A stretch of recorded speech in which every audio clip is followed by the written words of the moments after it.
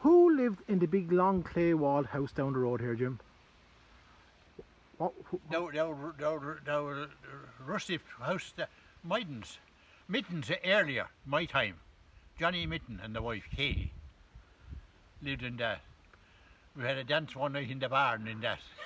Oh, geez, that's going back some time. Johnny and Katie Johnny and Katie Mitten. Mitten. Yeah. And what are you talking? Are you talking the 1940s? Oh, I see 30, you'd be talking about in the 40s. Yeah, you would. You had a dance in the barn? I danced in the barn.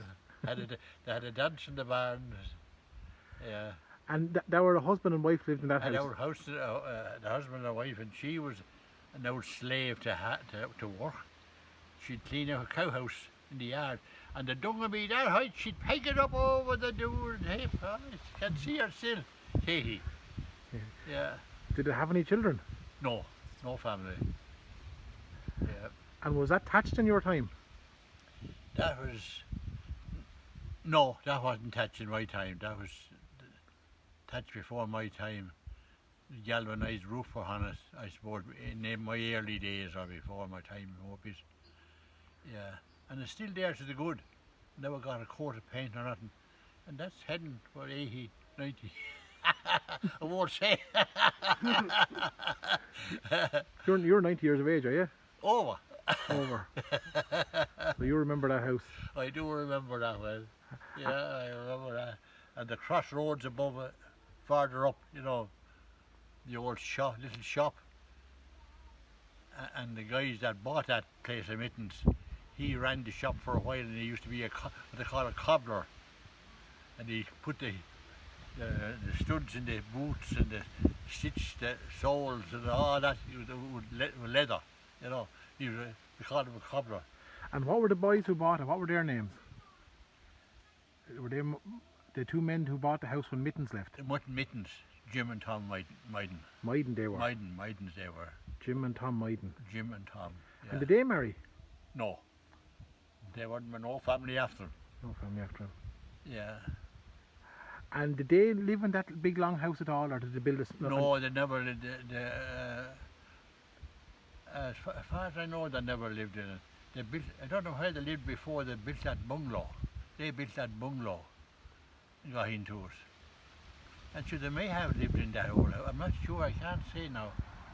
I wouldn't think they did, as far as I know.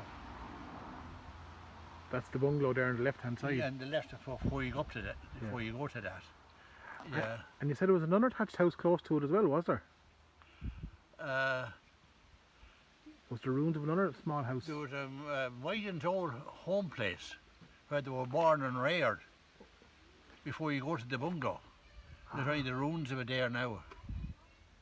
Oh, so they live close by, Mythens lived close by to Mittens? Oh yes, they should live very a ditch between them, you know. All right. Yeah. Yeah. Yeah. When was that? Do you remember that house being lived in? That big long house with the tin roof? The tin roof. Well, sure.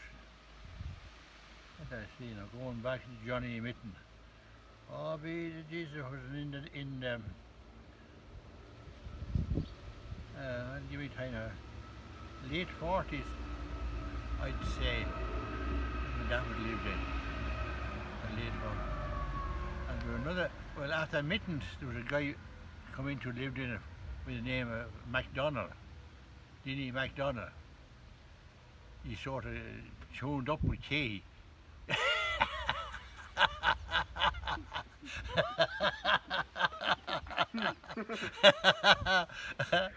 And he got in there with Katie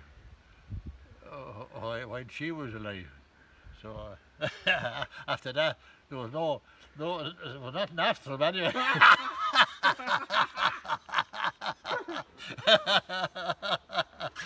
No, not to come after him, to carry on. So, go ahead.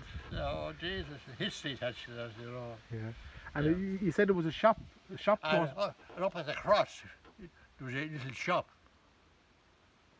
And there was never anything at the time. You know, that time we were back in the 40s, 50s, early 50s. And we'd we'd all meet there as a group of lads, and we'd have a tournament cards and play games outside the fine weather and one thing and another, you know. And there was a blacksmith at the other side of the road, and he used to shoot the asses and the horses. And he carried on a little shop for a while as well, and he used to always feed a pig or two. And two were devils anyway. At 10 or 11 o'clock at night, we'd go across the road from the shop and give the pigs a few prods, make them squeal. And this lad's wife, thinking that the pigs was hungry, he'd have to get up and feed it. And this day, he got clever. He knew there was something going on with us, you know. He come out like a bullet with a big stick, and we had to take it off across the fields and the back, over ditches and dikes, knee after us. I remember that well. Tom Parn was his name. And Mary. Oh, God. Mary was very holy. She wanted me to put up a holy cross or a holy Virgin Mary statue for her one time in the lawn. Oh, Jesus. No. Oh, God, I would say them were the good old times. I would go back to them days. If I had my choice in the morning, I would go back to my young days. No problem. Because people were people. You know, you knew who you had and were with you. Everyone knew what you were and what you wasn't and what you didn't have or what you didn't make any difference. Today, what could I say today? The generation today is desperate. As far as socialising or anything like that.